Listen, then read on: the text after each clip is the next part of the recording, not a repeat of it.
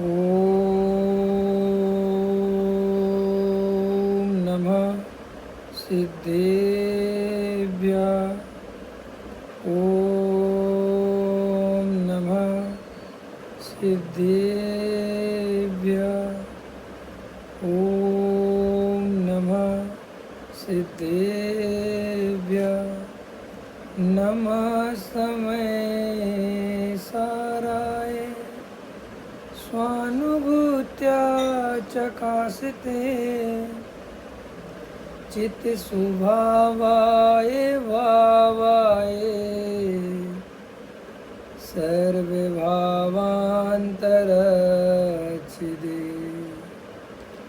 अनन्तधर्मणस्तत्त्वं पश्यन्ति प्रत्यगात्मना अनेकान्ते मयि मूर्ति नित्यमेव प्रकाशिता वन्दे तु सव्यसिद्धे ध्रुवमचलमणोभवं गतिं पते मोक्षामि समये पाहुण मृणमो शुद्ध केवली भड़िदम संतप्य मानस शांत हो जिनके गुणों के गाने में वे वर्धमान महान जिन विचरे हमारे ध्यान में। आचार्य कुंद कुंद देव द्वारा विरचित समय सार परमागम अशरीरी होने का यह ग्रंथ है। आचार्य कुंद कुंद देव ने भव्य जीवों के कल्याण के निमित्त से इस महान ग्रंथ की रचना की है। इस ग्रंथ के बारे में अमृतचंद आचार्य कहते हैं, यह जगत का एकमात्र अद्वितीय चक्षु है जिससे अपने भगवान आत्मा के दर्शन किए जा सकते हैं। समझ में आया? इस ग्रंथ की महिमा अनंत ज्ञानियों ने गाई है और वास्तव में पंचम काल में तो इस समय सार ग्रंथ अपने को सुनने पढ़ने मिलना इसको साक्षात अरहंत की वाणी सुनने मिलने जैसा है। तो इसलिए इसको बहुत अपने को आदर से, बड़ी भक्ति भाव से, श्रद्धा के साथ इसकी एक एक बात समझनी चाहिए। और पूज्य गुरुदेव श्री के अमृत वचन जो इस पर निकले हैं उनके माध्यम से अपन चर्चा कर रहे हैं। प्रवचन रत्नाकर भाग 5 पृष्ठ क्रमांक 234। देखो भैया, अगर अपना आत्म कल्याण करना है तो भैया एक तो इधर उधर भटकना बंद करो धर्म के नाम पर। वर्तमान हुंडा और सरपणी काल में बहुत विकट स्थितियाँ बुरी हैं। सब जगह मानादिक के पोषण की दौड़ लगी हुई है। संत साधु हों, चाहे पंडित विद्वान हों, चाहे त्यागी वृत्ति ब्रह्मचारी हों, वर्तमान में चाहे सेठियाँ हों, सब मान के लोभी हो रहे हैं। सबको पूज्यता चाहिए। समझ में आया? सबको अपनी अपनी धर्मशाला, अपना अपना मठ बनाना है और सब लगे हुए हैं। और आपको पंथ के नाम पर, संप्रदाय के नाम पर, जाति के नाम पर, प्रभावना के नाम पर, समझ में आया, देव शास्त्र गुरु के नाम पर इमोशनल कर करके ऐसी स्पीच तैयार की जाती है, ऐसा माहौल तैयार किया जाता है जिसमें तुम आसानी से लुट सको। समझ में आया कि नहीं? या खुशी खुशी लुट सको। समझ में आया? और तुम्हें लुटने में मज़ा आता है। समझ में आया? और लुट के आ जाते, इसमें अकेली बात नहीं है। पैसा दे देते कोई बात नहीं है। पैसा देकर तुम्हें भी मान का रस चढ़ता है, फिर तुम्हें भी उस संस्था का पदाधिकारी बनना है, फिर तुम्हें भी इंद्राणी बनना है, तुम्हें भी कुछ ना कुछ बनना है, फिर तुम्हारी ये कसाई जग जाती है। इसलिए देखो भैया, आज के समय में अगर वर्तमान की जो परिभाषा है वो ये बना लो कि मुझे ऐसे गुरु को, ऐसे विद्वान को सुनना है जिसकी कोई संस्था ना हो, जिसका कोई लेना देना नहीं हो, जिसका कहीं पर कोई हस्तक्षेप नहीं हो, जो ना पैसे इकट्ठा करता हो, ना कोई संस्था चलाता हो, ना कोई कार्यक्रम करता हो, ना कोई चक्कर हो। क्यों मैं ऐसा क्यों कह रहा हूँ? मैं किसी के विरोध में नहीं कह रहा, क्योंकि अगर मुझे भी अपना आत्म कल्याण करना है तो ये समाज में जो वर्तमान में विकृति बढ़ती जा रही है, उन लोग ये जो मठाधीश परंपरा आ गई है वापस, लोग जो अपने अपने मठ, जिसकी जितनी शक्ति है वो अपने अपने मठ बनाने में लगे हुए हैं, और बनते वो समाज के नाम पे हैं, धर्म के नाम पर हैं, और बाद में वो हो जाता है व्यक्तिगत अधिपति। समझ में आया? फिर इसलिए, और दूसरी बात, बिना ज़रूरत के बन रहे हैं, कसाय के वशीभूत होकर बन रहे हैं, ज़रूरत के बिना बन रहे हैं, अहंकार के लिए बन रहे हैं, मालिक पने के लिए बन रहे हैं, और समाज बिल्कुल दिन पे दिन कमज़ोर होता जा रहा है। मेरे पास तो आज ऐसी ऐसी खबरें आई कि मेरा मन विचलित हो गया। मुझे 20 लोग ये कहने लगे कि पंडित साहब हमने तो मंदिर जाना इसलिए छोड़ दिया, माने हम दूसरे मंदिर में जाने लगे कि क्योंकि वहाँ पर जब जाओ पैसे ही मांगते रहते।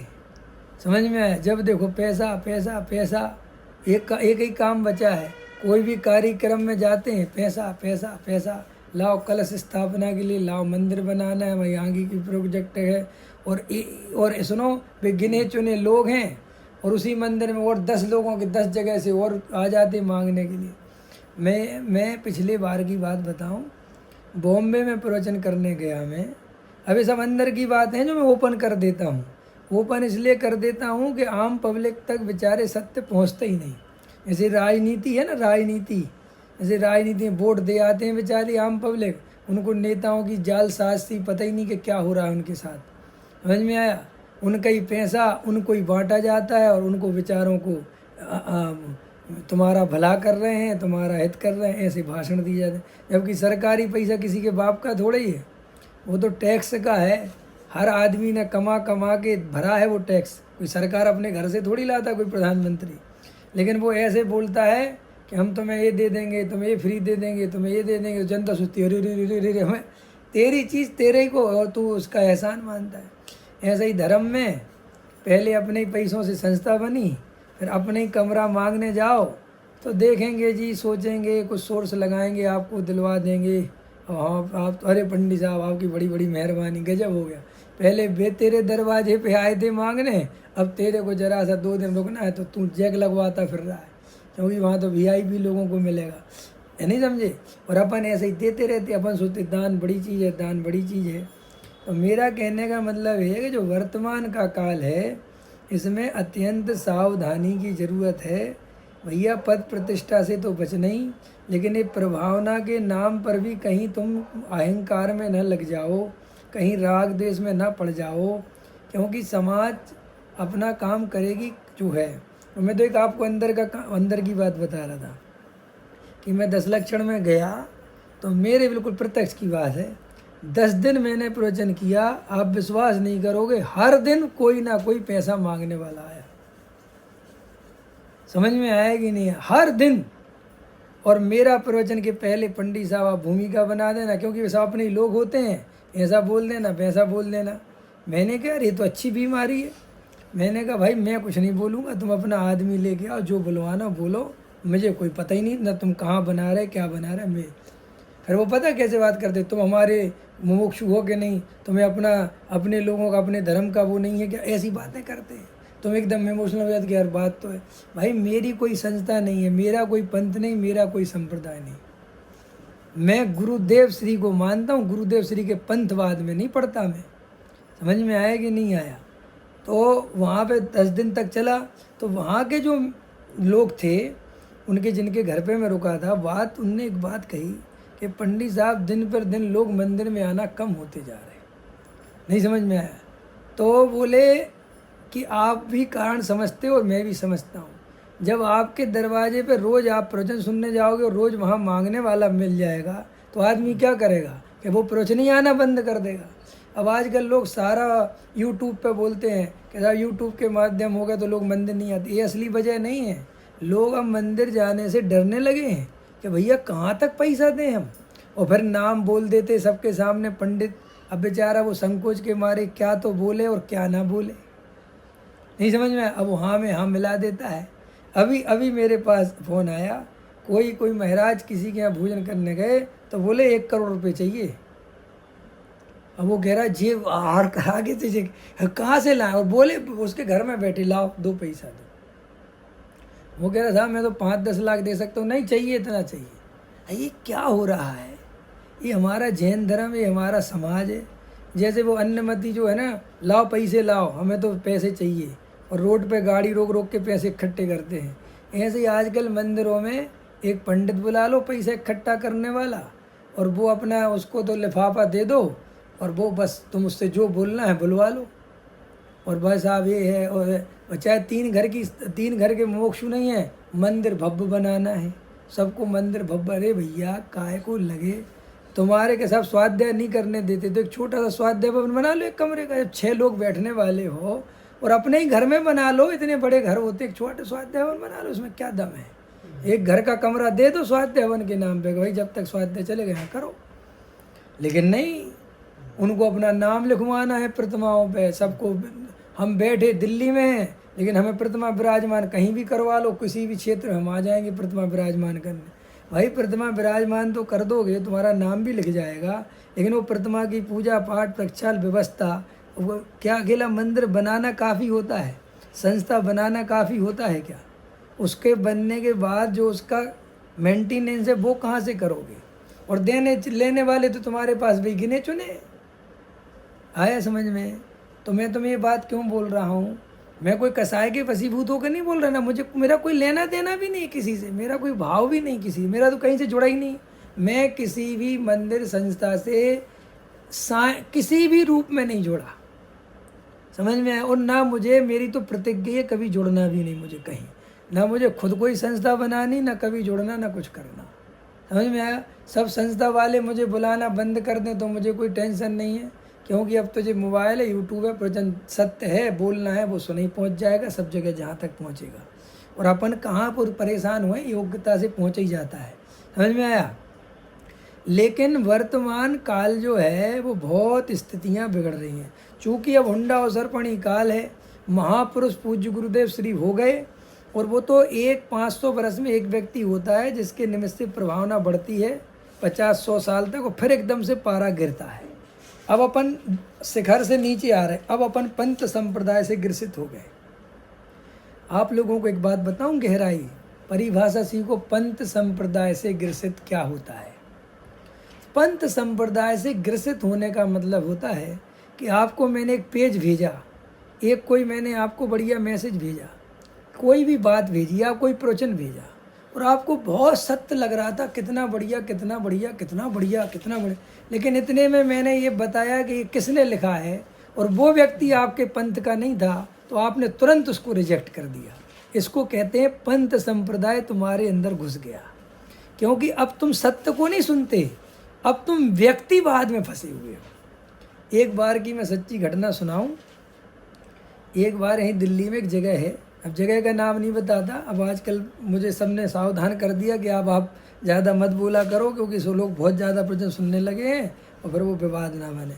तो मैंने कहा ठीक है, मुझे पता नहीं था इतने सुनने लगे, तो मैं तो पहले सब बता देता था, नाम वाम सब बता देता था, लेकिन अभी थोड़ा कम कर रहा हूँ।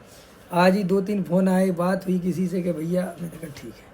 तो एक जगह प्रवचन करने गया, एक सच्ची घटना मैंने कई दफ़े सुनाई पहले, और वो व्यवहारियों की जगह थी भाई, लेकिन मेरा कोई परिचय नहीं, मैं वहाँ प्रवचन करने गया, और पहला ही प्रवचन जब हुआ तो कम से कम प्रवचन में बैठते थे 250-300 लोग। और भाई साहब प्रवचन इतना बढ़िया लगा, इतने बढ़िया।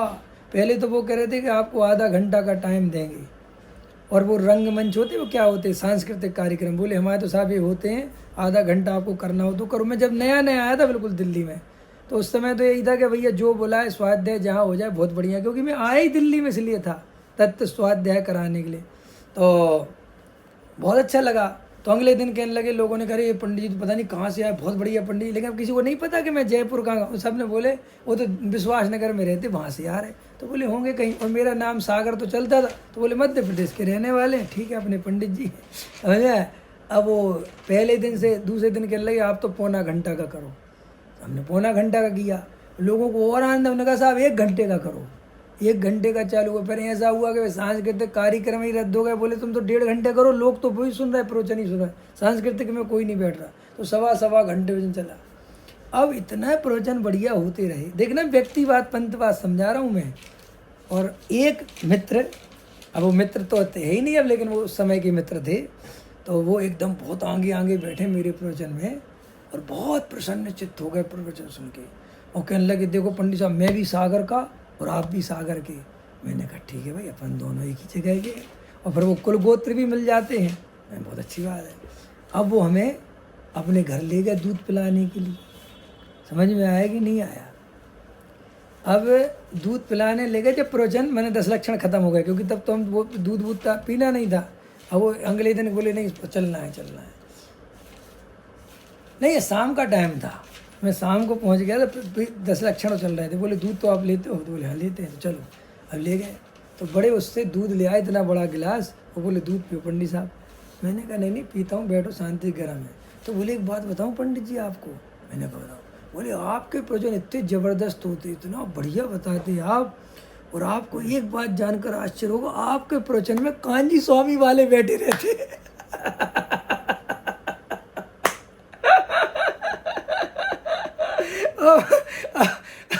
अब मेरे को तो भैया बहुत अंदर है, क्या हो रहा है?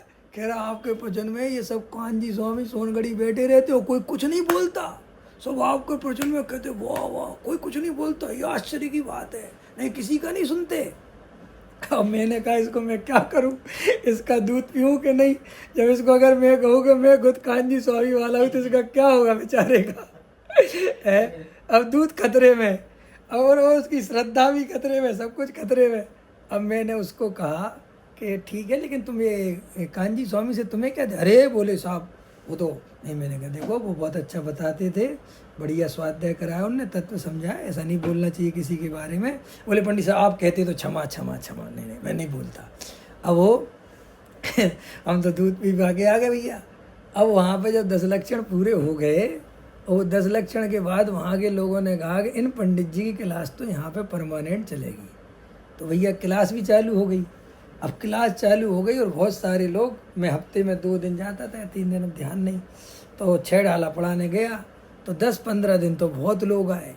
अब वो जैसे ही भरफरी चली, किसी ने बताया अरे ये पंडित जी तो जयपुर वाले हैं, इनका नाम ये है, और चल गई हवा पता भैया। और हो अगले दिन से मंत्री फंत्री सब आ गए। बोले आपने हमें धोखा दिया, आज से प्रवचन नहीं होगा। अरे मैंने कहा भाई मैंने कौन सा धोखा दिया, मैं तो कुछ बोला नहीं। और बोले तो देखो अब ये कहलाता पंथ संप्रदाय, कि सत्य समझ में तो आ रहा है, ये बात बढ़िया बता रहे हैं, लेकिन जैसे ही पता चला कि हमारी एंटी पार्टी में हमारे पंथ संप्रदाय का नहीं है तो वह हटा। तो ये कहलाता पंथ संप्रदाय। तो आज के समय में मोक्षुओं को भी ये पंथ संप्रदाय से बचना चाहिए, क्योंकि तुम सत्य की जगह हमारे लोग ने सुनाया तो सुनना है सत्य, और फिर तुम्हारा वहाँ की जगह व्यर्थ, ये नहीं होना चाहिए। सत्य तो सत्य है, सत्य कोई भी सुनाए, अगर सत्य सही है तो फिर सत्य है। लेकिन अपन जब ये व्यक्तिवाद पंथ संप्रदाय से ग्रसित हो जाते हैं तो फिर अपनी आंखें बंद हो जाती हैं, और फिर अपन लोग बस अपनी संस्था, अपने पंडित जी, अपना मंदिर, बस इसमें लग जाते हैं। और अपन सोचते हैं हम पंथ संप्रदाय को नहीं मानते। नहीं, अगर तुम्हें अपने मंदिर में आके अच्छा लगता, वहाँ की सब जगह तुम्हें वीतरागता ही नहीं दिखती, तो तुम्हें बीमारी हो गई पंथ संप्रदाय की। आप विश्वास नहीं करोगे, मैं किसी भी मंदिर में उतने ही भावपूर्वक दर्शन कर सकता हूँ जितने अपने मंदिर में करता हूँ। मुझे कोई फर्क नहीं पड़ता, बस वीतरागी तेरा पंथी शुद्ध आमना होना चाहिए, अपने भगवान होना चाहिए, फूल चंदन नहीं होना चाहिए, और श्रृंगार ने भागी भाव में क्या लेना देना। हमें तो भगवान से वीतरागता ग्रहण करनी है, भगवान दिख रहा है बढ़िया बैठे। लेकिन ये तेरे मेरे की जो बीमारी बहुत भयंकर है, और इसमें जो तुम्हें पड़ेगी ये बीमारी, तो तुम्हारा सम्यक दर्शन गारंटी से दुर्लभ पड़ेगा। पूज्य गुरुदेव श्री पूरे जीवन भर प्रवचनों में समझाती रहे कि पंथ संप्रदाय में धर्मनति, पंथ संप्रदाय से दूर रहना। ये कोई बाड़ा नहीं है, कोई पंथ नहीं है, कोई संप्रदाय नहीं, ये तो वस्तु का स्वरूप है। तो हमें वस्तु के स्वरूप से प्रभावित होना चाहिए। हमें सत्य से प्रभावित होना चाहिए। हमें अगर दान देना है तो ये नहीं कि हमारा और तुम्हारा, जहाँ रियल में वास्तव में सही दान की ज़रूरत हो, वास्तव में तुम्हारी दान देने की स्थिति हो, तभी दान देना। मान आदि के लिए, पद प्रतिष्ठा के लिए मोह के वशीभूत होकर अपनी संस्था है, अपने लोग हैं, ये चक्रों में अगर तुम फंसोगे तो धर्म कभी नहीं कर पाओगे, सच्चे धर्म से बहुत दूर हो जाओगे। समझ में आ रहा कि नहीं आ रहा? और ये बीमारी सब जगह फैली हुई है, इन्फेक्शन बहुत भयंकर है, वायरल फैला हुआ है। समझ में आया? और हम डॉक्टर हैं तो इन्फेक्शन कैसे होता है वो तुम्हें बता रहे हैं। आया समझ में? अगर अपना आत्म कल्याण करना हो तो ध्यान रखो, तेरे मेरे से हट जाओ। बहुत ज़रूरी है ये तेरा मेरा हटाना। अगर आप तेरे मेरे से हट नहीं पाओगे तो आपको ये बीमारी ले डूबेगी। पकड़ में आ रहा कल्पना जी? समझ में आ रहा जयप्रकाश जी? समझ में आ रहा? मैंने ये जो भूमिका में भी आपको बोला है, भाई ये बीमारी सब जगह लग चुकी है और तुम पंथ संप्रदाय से ग्रसित हो चुके, तो तुम्हें अपने यहाँ के दोष नहीं दिखते, तुम्हें अपने यहाँ की चीज़ें समझ में नहीं आती, तुम्हें यहाँ अपने पंडितों के दोष नहीं दिखते, तुम्हें यहाँ के ब्रह्मचारियों के दोष नहीं दिखते, तुम्हें यहाँ तो सब सावन के अंधे को सब हरा हरा दिखता है, और दूसरों के छोटे दोष भी तुम्हें बड़े दोष दिखते हैं। समझ में आया? याद रखना, अगर आत्म कल्याण करना हो तो तेरे मेरे से बचना। अरे वैसे ही तेरा मेरा घर में कम है क्या? जो धर्म में भी तेरा मेरा चालू करोगे, अपने घर में जितना तेरा मेरा हो रहा है यही बीमारी कम है क्या जो धर्म में भी ये बीमारी लगा लोगे? भैया सुनो दूसरी बात, जिनको संस्था बनानी है, संस्थाएं बनानी है, जो हो रहा है होने दो, उसमें अपन कुछ नहीं कर सकते। लेकिन आप और हम अपने आत्म कल्याण के लिए इन चीज़ों से दूर ही रहें। जो कम से कम मुझे सुनते हैं, समझते हैं, मेरा संदेश तो आपके लिए यही है, मेरा मैसेज तो यही है। अगर आपको मेरे साथ चलना है तो आपको ये मान आदि के चक्करों से दूर रहना पड़ेगा। समझ में आया? मैं खुद ही दूर रहता हूँ। समझ में आया? देखो मैं 17 साल से दिल्ली में रहता हूँ, लेकिन मेरा कहीं किसी से कोई लेना देना नहीं। मैं खुद जिस मंदिर प्रवचन करता हूँ वहाँ भी सिर्फ प्रवचन करता हूँ, उससे ज़्यादा नहीं। क्यों? क्योंकि भैया ये राजनीति में घुसोगे तो ये कीचड़ तुम्हारे ऊपर लगेगा। देखो लोग कहते हैं राजनीति में अच्छे लोग नहीं आएंगे तो राजनीति कभी साफ नहीं होगी, लेकिन मज़ेदार बात है वो इतनी गंदी हो चुकी है कि अच्छे लोग भी उस कीचड़ में लिप्त हो जाएंगे। अच्छा होना तो बहुत दूर की बात। और दूसरी बात, संसार की दृष्टि तो अलग है, चूँकि यहाँ तो मोक्ष मार्ग पड़ा है, तो हमें तो अपने कल्याण में बढ़ना है, क्योंकि हमने यही समझा है कि एक द्रव्य दूसरे द्रव्य का कर ही नहीं सकता कुछ भी। इसलिए हमें तो अपने कल्याण पे ध्यान देना है। जगत में जो जैसा होगा उसके प्रति सावधान करने के लिए गुरु को ये बोलना पड़ता है। ये जो मैं बोल रहा हूँ ये कोई द्वेष के कारण नहीं बोल रहा, मुझे कोई संस्था नहीं बुलाती इसके लिए नहीं बोल रहा, मेरे से कोई संबंध नहीं है, मुझे कोई लेना ही देना नहीं इन चीज़ों से। मतलब कई लोग तो क्या होता है चोट खाए रहते हैं, अच्छा सिला दिया तूने मेरे प्यार का। मेरा कोई प्यार व्यार नहीं है, मुझे कोई सिला विला नहीं मिला है, ना मुझे किसी ने निकाला है, क्योंकि मुझे कोई निकालने के पहले तो मुझे कहीं होना चाहिए था ना, इनमें तो कहीं हूँ ही नहीं। आप समझ रहे मैं क्या कहना चाहता हूँ हर्षवर्धन जी? आप समझ रहे कल्पना जी क्या कह रहा हूँ? कुमुद जी समझ में आ रहा? किरण जी क्या कह रहा हूँ? कंचन बहन भाई, एक तो होता है चोट खाया हुआ व्यक्ति, तो वो कसाय के वशीभूत होकर सबकी निंदा करता है। मेरी किसी से कोई व्यक्तिगत लेना ही देना, क्योंकि मुझे किसी ने निकाला ही नहीं, मैं कहीं गया नहीं तो निकालेगा कौन मुझे? आया समझ में? लेकिन मैं तो आपको पहले ही से सावधान कर रहा हूँ कि निकालने के पहले ही तुम जाओ ही मत, कसाय होने के पहले ही कसाय को जड़ से ख़त्म करो, जिसके कारण वो पैदा होती है। आप समझ रहे? पहले मैं किसी संस्था में जुड़ूँ, फिर वहाँ मेरे लड़ाई झगड़े फैले, फिर मुझे कोई निकाले और फिर मैं वीतरागता की बात करूँ। एक जगह अभी मैं गया पीछे, तो अब फिर नाम नहीं ले सकता, एक व्यक्ति मिले, समझ में आया कि नहीं आया? बोले साहब मैंने सब पद छोड़ दिए, और मैं तो आप जो बता रहे हो मैं सब पदों से मुक्त हूँ। बहुत अच्छी बात है, बहुत अच्छी बात, अच्छा किया आपने, बहुत अच्छा किया। और बाद में जब मैं वहाँ से और मिलते हैं तो दूसरे लोग मिले तो बोले पंडित जी ये जो कह रहे थे ना पदों से मुक्त है, सबसे ज़्यादा कसाय हो गई इनको। समझ में आया, ये पूरे टाइम कसाय से पीड़ित हैं। और सब जो आता है उससे कहते मैं पदों से मुक्त हूँ, मुझे कोई पद नहीं चाहिए, बोलने में कसाय झलकती है। समझ में आया कि नहीं आया? तो ऐसे खट्टे अंगूर वाली लोमड़ी मत बनना। समझ में आया? मीठे अंगूर चुनना, खट्टे अंगूर की तरफ जाते ही नहीं हम। समझ में आया? हमें वो जगह ही नहीं चाहिए जिसके लिए झपट्टे मारने पड़े, जो सहजता से सहज उधर उपलब्ध हो और अपने आप जो आए, हमें वो है। हमें कोई झपट्टे नहीं मारना, हमें कोई पद दे और फिर हमें हटाए, हमें ऐसा पद नहीं चाहिए। आया समझ में? हमें तो सिद्ध पद चाहिए। समझ में आया? अरहंत पद चाहिए, मुनि पद चाहिए, जो अपनी स्वतंत्रता से आता है। जब गुरुदेव श्री को गैर दिगंबर घोषित करने की बात चली समाज में, तो गुरुदेव श्री तक खबर पहुंची कि एक प्लानिंग चल रही है कि आपको गैर दिगंबर घोषित किया जाएगा। तो गुरुदेव ने उसका भरी सभा में जवाब दिया कि भैया हमें दिगंबर बनाया किसने था? अगर हमें किसी सभा ने मिट के बैठ के बनाया होता कि तुम दिगंबर, तो वे गैर दिगंबर। हम तो दिगंबर अपनी मर्जी से बने थे, और हम जब तक सच्चे देव शास्त्र गुरु और तत्व ज्ञान में, तब तक हम दिगंबर हैं। हमें कौन बनाएगा, कौन मिटाएगा? आया समझ में कि नहीं?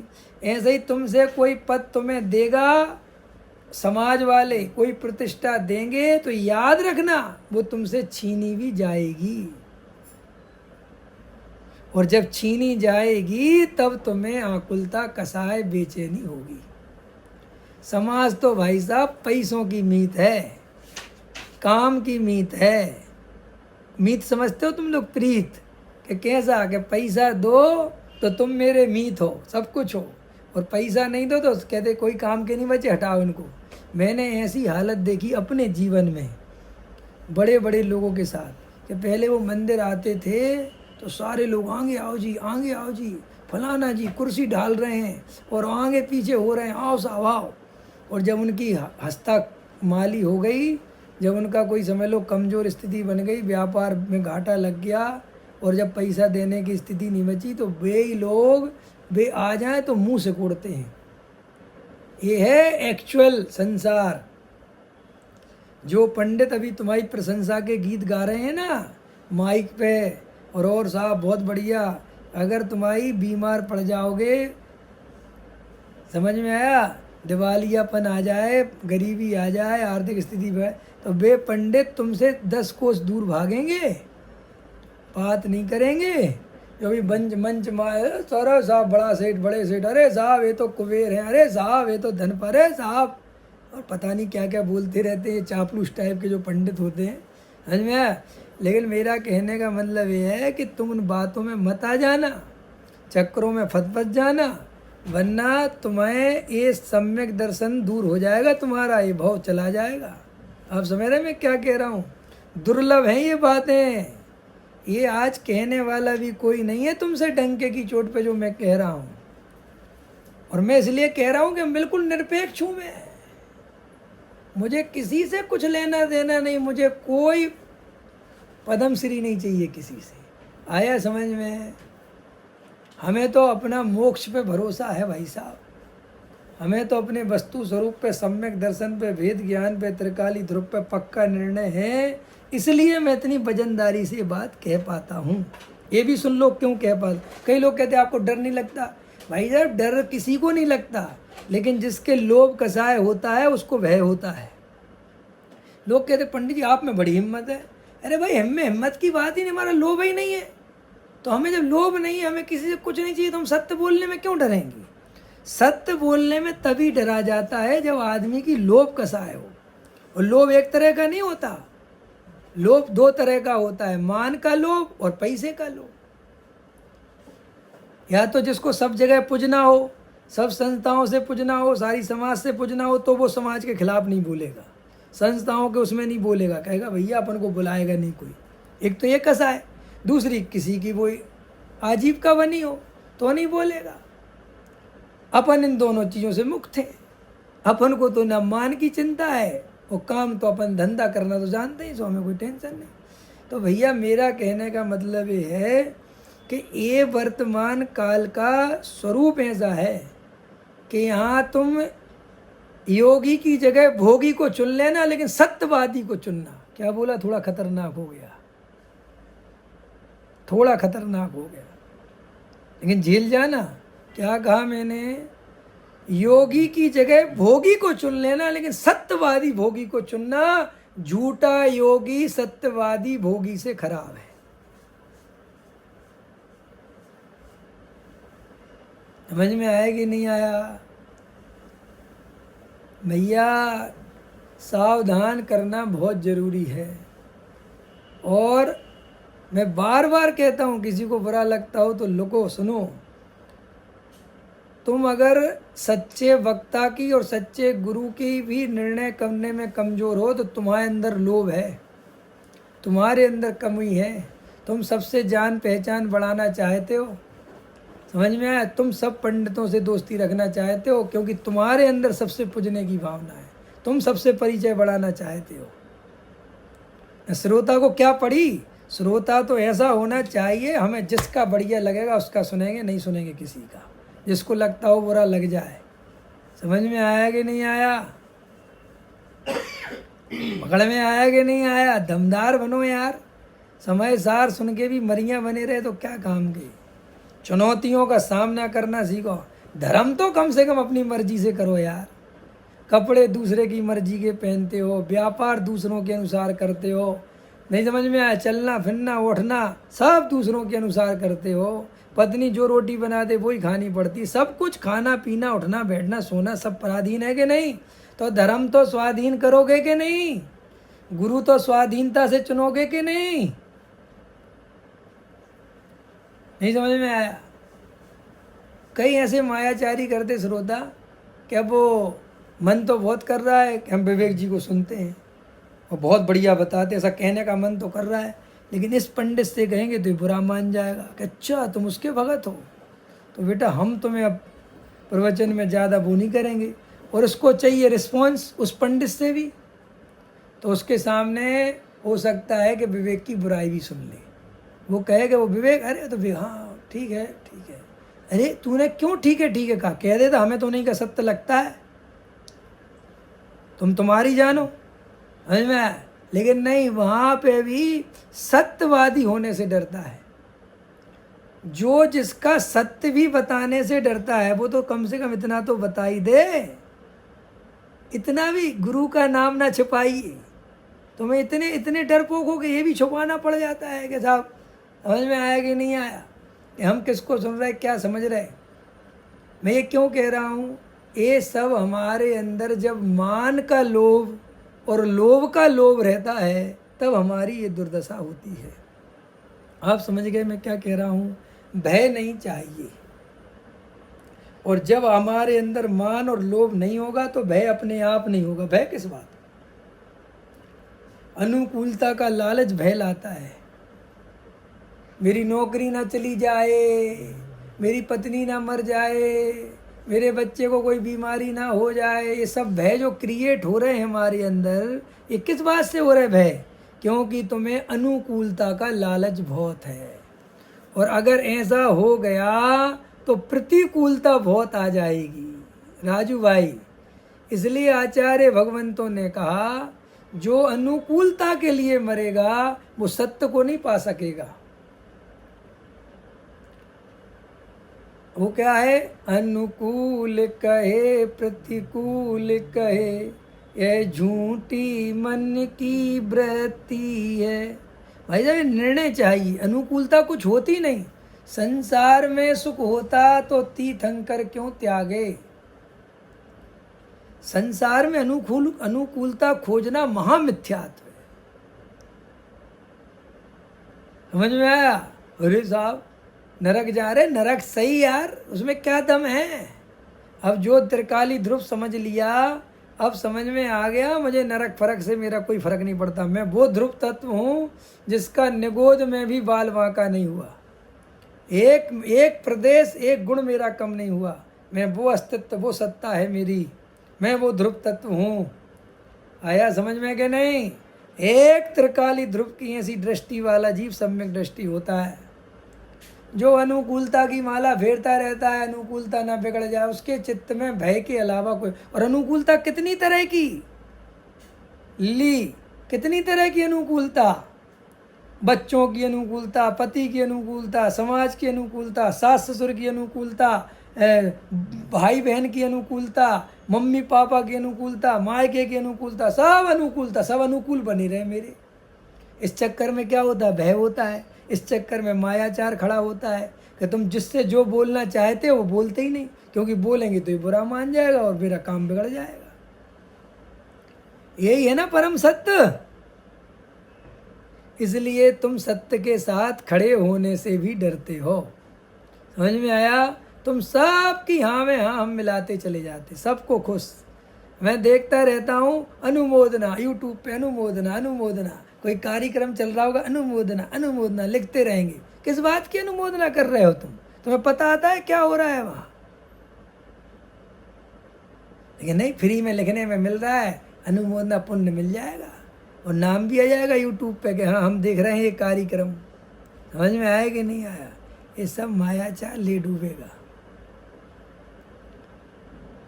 पकड़ में आया? कई लोग हर कार्यक्रम में अटेंडेंस लगवाते फिरते, मोक्ष की नई बीमारी हो गई।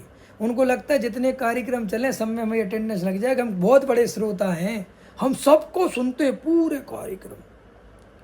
5 मिनट इसको टाइम दे दिया, 5 मिनट उसको दे दिया, 10 मिनट सब में अनुमोदना अनुमोदना अनुमोदना। कितना पुण्य बन गया भाई। चित्रा जी, क्यों कंचन बहन जी, महेंद्र जी, बनता है पुण्य पुण्य के नहीं? अनुमोदना से पुण्य बनता है भैया। मंजू जी, आज़ाद नगर नहीं बांधना पुण्य। अरे मेरे में हाँ हाँ मिलाते हो सब, हमें पता है सब जीवों की क्या स्थिति है। समझ में आया कि नहीं आया है? संदीप समझ में आया? आज क्लास अलग दिशा में नहीं है भाई साहब, क्लास तो उसी दिशा में है, आप चक्कर में मत फंसो। समझ में आया? कभी कभी मैं कुछ ऐसे रूप धारण करता हूँ कि वो करता हूँ, महीने 2 महीने में लेता हूँ कोई कोई रूप। समझ में आया? जब ज़्यादा विकृतियाँ दिखने लगती हैं तो फिर एक हंटर की चोट करनी पड़ती है, फिर चढ़ाना पड़ता है हथौड़ा।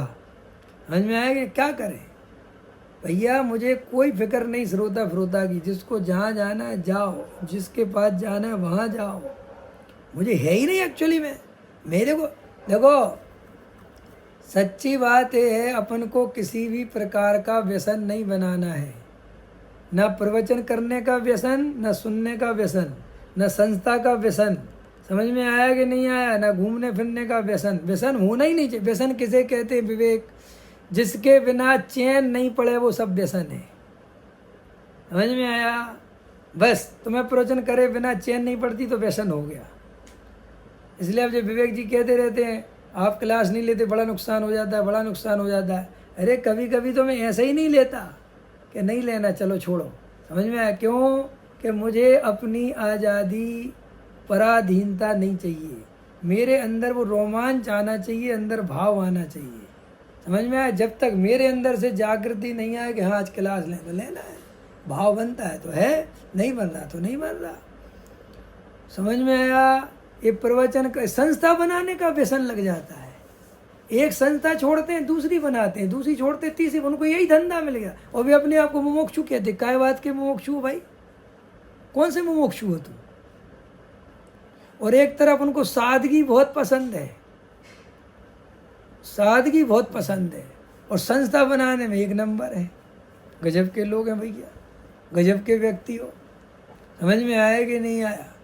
और सुनो, श्रोता इतना बेहोश उसे होश ही नहीं है, अत्यंत मूर्ख। तब मैं सच बात बताऊं, जब मैं पढ़ा तो मैं तो देखो भाई मुमुक्षु किसी के कहने से नहीं बना, कोई मेरा पंथ गुरु परंपरा से नहीं बना। मैं तो मुमुक्षु जयपुर जाके खुद प्रवचन सुन के खुद के निर्णय से खुद शास्त्री बना। खुद जो कुछ हुआ खुद से हुआ। मुझे कोई, मेरे माँ बाप कोई मुमुक्षु नहीं थे, कोई लेना देना नहीं था। अब मैं जब वहाँ आया और इस स्वाध्याय वगैरह सुना तो मैंने सोचा मुमुक्षु समाज सबसे जागृत समाज है। इनके सामने नकलीपन नहीं चल सकता, दोगलापन नहीं चल सकता। इन लोगों की इतनी जागृति है, इतना तत्व ज्ञान है कि इन लोगों के लिए किसी भी कीमत पर मूर्ख नहीं बनाया जा सकता। लेकिन ये मेरी धारणा सिरे से खारिज हो गई, समझ में आया? ऐसा बिल्कुल नहीं है। इन्हें भी दुहाई दे दे के गुरु की, पंथ की, संप्रदाय की, मुमुक्षुओं की अपना अपना अपना कर करके इन्हें भी उसी तरह लपेटा जा सकता है। आज हमारे जो हमें समझ लो हमारे अब हैं बहुत अच्छे मित्र हैं, तो वो उनका फ़ोन आया तो कोई हमारी चर्चा चल रही थी, तो वो बोले मेरे से कि यार विवेक जी, आपका नाम विवेक सागर है, आप महाराज जी बन जाओ, पूरी जिम्मेदारी मेरी, समझ में? मैं सब कुछ लूँगा। मैंने कहा सुनो भाई, मैं मोक्षुओं को बहुत अच्छे जानता हूँ, तुम पंखा चलाऊँगा मैं तो तुम भ्रष्ट कहोगे, भ्रष्ट महाराज है। समझ में आया कि नहीं आया? अब क्या करो बताओ? और मैंने कहा उतनी असली बनने की ताकत है नहीं, और नकली को तुम बनने नहीं दोगे, फिर क्या करोगे? समझ में आया कि नहीं आया? अरे बोले सब चला लेंगे। हमने कहा बस आ गए ना वहीं, अपना है तो सब चला लेंगे, और दूसरा अपना ब्रह्मचारी कुछ भी करे तो सब चला लेंगे। सब बढ़िया से बढ़िया हमारे ब्रह्मचारी जी बहुत बड़े, और दूसरे का ब्रह्मचारी उससे आधे से आधा करे तो सब बेकार है। क्यों भैया? ये पंथ संप्रदाय कहाँ से आ गया तुम्हारे अंदर? तुम्हें अपने यहाँ के ब्रह्मचारी में कमी नहीं दिख पाती? तुम अपने को स्वाध्यायी कहते हो, और हैं तुम्हें यहाँ अपने पंडितों में कमी नहीं दिख पाती कि ये क्या हो रहा है? समझ में आया कि नहीं आया? जहाँ जबरदस्ती की संस्थाएं बन रही हैं, जबरदस्ती के काम हो रहे हैं, और लोग बेचारे निचुड़ गए पैसा दे दे के, बचे नहीं पैसा लोगों पे देने के लिए। समझ में आ ही रहा? लोगों ने बंद नहीं आना बंद कर दिया, उनने कहा बंद नहीं आना, ना रहेगा बाद। और सुनो, अब यूट्यूब आ गया, सुबह कहते हम घर बैठ के ही सुन लेंगे भैया, यही में बहुत फ़ायदा है। क्या करे बेचारे बताओ? आप समझ गए कि नहीं समझ गया? और आप पे पुरानी संस्थाएं संभल नहीं रही, उनका अता पता नहीं है कि क्या होगा और क्या नहीं होगा। समझ में आया? और बस एक दिन ये बिल्कुल खोखला हो जाएगा जैन समाज, अगर यही हालत चलती रही तो। समझा? बिल्कुल कुछ नहीं बचेगा। समझ में आया? वे सब खंडर हो जाएंगे, दूसरे लोग कब्जा कर लेंगे और कुछ नहीं होगा, क्योंकि ना तुम्हारे पास संभालने के लिए लोग हैं और ना तुम्हारे पास संभालने के लिए पैसा बचेगा। आया समझ? और सरकार तो तुम्हारी कुछ सुनने वाली है नहीं, मुझे क्या मतलब है? क्योंकि सरकार तो उसकी है जिसका बहुमत है। सीधा गलत है, सीधा गलत है बिल्कुल। जेनियों के वोट की चिंता आज तक कोई गवर्नमेंट नहीं करती, क्योंकि उन्हें पता है कि इनके एक तरफ खाई एक तरफ कुआं है, जाएंगे कहाँ? आया समझ में? क्या नहीं समझ में आया? काय को दिमाग लगाना इन लोगों के बारे में? ठीक है, तो अपने को अगर आत्म कल्याण करना है तो पंथ संप्रदाय संस्थाओं से, आयोजनों से दूर रहो, चुपचाप वेद ज्ञान करो, आत्मा का अनुभव करो, तो ही सम्यक दर्शन होगा। समझ में आया? दोनों हाथों में लड्डू रखोगे तो सम्यसन नहीं होगा, नरक निगोदों की यात्रा हो जाएगी। क्षीर सागर जी समझ में आ रहा कि नहीं आ रहा? समय सार ही चल रहा है कि पंडित जी आपने एक भी गाथा नहीं पढ़ी। भाई साहब, समय सार पढ़ने के पहले तुम्हारे चित्त की शुद्धि जरूरी है। न समय सार पढ़ने वाले ही संस्था बनाने में लगे हुए हैं। समझ में आया कि नहीं आया? समय सार पढ़ाने ही वाले लगे हैं इस चक्करों में। इसलिए मैं तो तुम्हें इन चक्करों से निकाल के बता रहा हूँ कि भैया आत्म कल्याण करना हो तो इनसे दूर हो जाओ, हट जाओ। न ये भव गया कोई काम आने वाला नहीं है। तुमने वो भजन तो सुना होगा, सोना क्या, मैं भूल जाता हूँ मैं तो, सोना काम आएगा ना चांदी काम आएगी, है ना? ऐसा कुछ भजन था ना। सज धज कर जिस दिन मौत की सहजादी आएगी, ना सोना काम आएगा ना चांदी आएगी। समझे? यही सुनो, ये बहुत चला जाएगा, ना मोक्षु काम आएगा, ना संस्था काम आएगी, ना पंडित काम आएगा। तूने अगर तत्व निर्णय किया होगा, वेद ज्ञान करा होगा तो काम आएगा, कोई काम नहीं आने वाला। ये पंडित भी तुम जानते नहीं कैसे होते हैं पंडित भी, सब कैसे समझ में। अरे भैया सारा जगत लोभी से भरा है, सेठियों का समाधि मण कराने चले जाएंगे, तुम्हारे पास कोई नहीं आता। ये सारा जगत बहुत खतरनाक है भाई साहब। अरे आत्म कल्याण की भावना पहले खुद की होनी चाहिए भाई साहब। जो खुद लोभ और मान से पीड़ित है वो दूसरों के कल्याण में क्या निमित्त बनेगा, वो क्या आत्मा समझाएगा तुम्हें। पहले उसकी खुद की लोभ और मान कमज़ोर होना चाहिए, उसकी प्रबल आत्म कल्याण की भावना होना चाहिए, निरपेक्ष होना चाहिए, पंथ संप्रदाय से ऊपर उठा हुआ होना चाहिए। वो वक्ता ही वक्ता है, समझ में आया। और आपको ये चुनाव करना ही पड़ेगा कि हमें आत्म कल्याण करना है कि आत्म कल्याण के नाम पर पंथ संप्रदाय में लगे रहना है, ये सोच लेना। पंपलेट आप कुछ भी छाप लो, कितनी बढ़िया आप लिख लो, कितने आदर्श बना लो, उसके कारण स्वर्ग जाने वाले नहीं हो आप।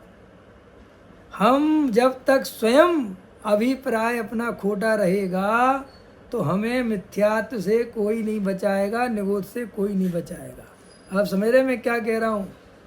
समझ में आ रहा कि नहीं आ रहा पंकज जी, वज्रसेन जी, समझ में आ रहा कि नहीं आ रहा? भाई साहब बहुत कीमती है, बहुत कीमती है ये भाव। कोई कोई कोई राजनीति काम आने वाली नहीं है, ये सब डेढ़ अकल। देखो ये चार होशियारी 4 गति में घुमा देगी, जिसको अपन चतुर समझते ना, चतुराई। चतुराई 4 गति परिभ्रमण का कारण ना बन जाए।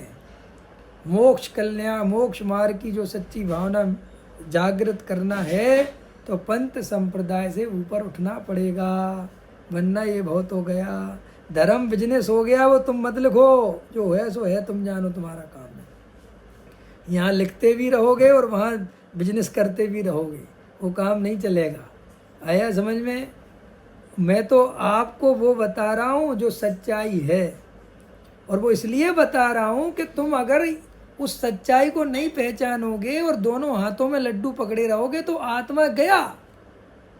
आत्मा को पाने के लिए सबसे पहली शर्त है कि संसार से पूरी तरह अरुचि कर।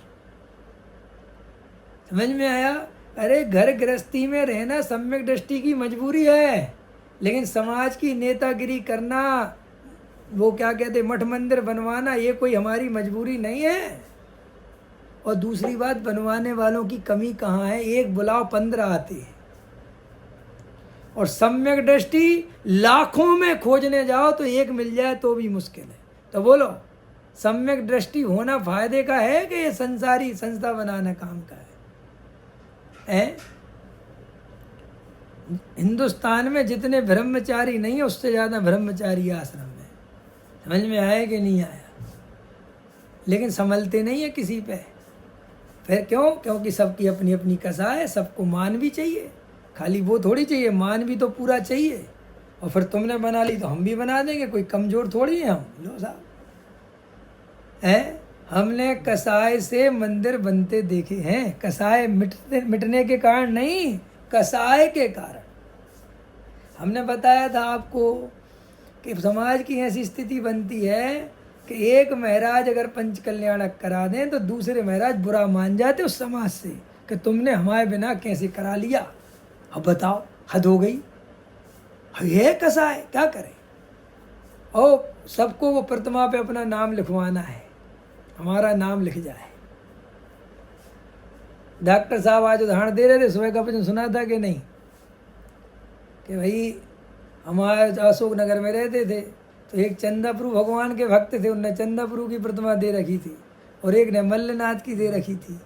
अब डॉक्टर साहब ने तो किसी की नहीं दे रखी थी और बीमार तीनों हो गए एक साथ, संयोग की बात। तो डॉक्टर साहब भोपाल में इलाज कराने गए, एक इंदौर में गए और एक बम्बई में गए, और तीनों लौट के आए तो मंदिर में मिले। तो डॉक्टर साहब से बोले सेठ जी, अरे डॉक्टर साहब हमें तो चंदाप्रभु ने बचा लिया। समझ में आया कि नहीं आया? हमारे तो चंदाप्रभु, और उनके चंदाप्रभु क्यों? क्योंकि उनने चंदाप्रभु की दी थी तो वे चंदा प्रभु की पूजा करने में उनको मजा आता था। और वो दूसरे मिले, उनने कहा हमें मल्लनाथ ने बचा लिया। तो डॉक्टर साहब कहने लगे मुझे किसने बचाया यार, तुम्हारे तो हमें तो पता ही नहीं, हमने तो किसी को कुछ करा ही नहीं। समझ में आया कि नहीं आया? है ऐसी स्थिति है। अपने अपने भगवान, अपने अपने मंदिर, अपने अपने स्वाध्याय, अपने अपने शास्त्र, सब अपना अपना करो। आए थे हरि भजन को, ओटन लगे कपास। जिसके लिए ये मोक्ष मार्ग में आए थे वहीं हमने पंथ संप्रदाय बना लिया। सारी दुनिया छोड़ छाड़ के आए थे, समझ में आया कि यहाँ सच्चा धर्म मिल गया, अब आत्म कल्याण में लगेंगे, लेकिन यहीं पंथ संप्रदाय संस्था से ग्रसित हो गए। इसलिए भाई साहब, ये मिथ्यात्व आसानी से छूटता नहीं है।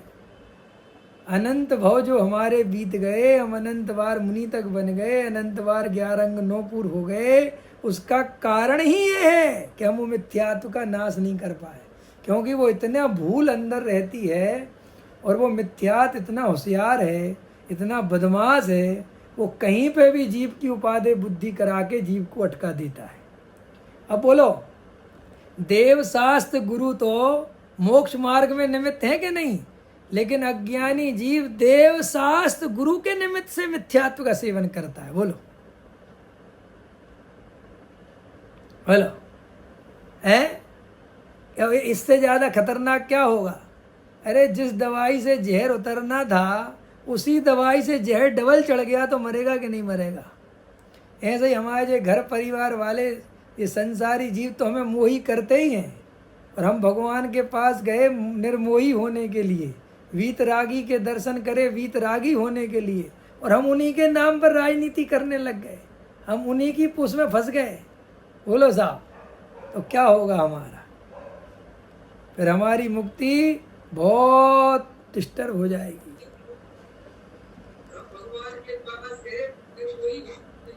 क्या हो रहा? आवाज क्यों आ रही मेरी डबल?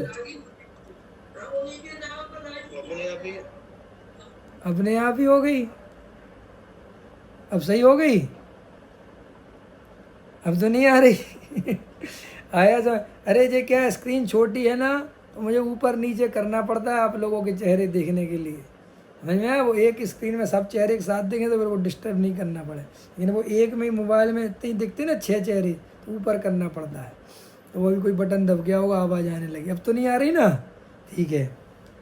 तो देखो, पंथ संप्रदाय से ग्रसित नहीं होना, सत्य के प्यासे होना, व्यक्ति के नहीं। समझ में आया? मैं सत्य बताता हूं तो सत्य के प्यारे बनना, विवेक के नहीं। विवेक अलग चीज है, सत्य अलग चीज है। विवेक जब तक सत्य बताए तब तक, सत्य बात खत्म, विवेक से हमें क्या लेना देना। आया समझ में?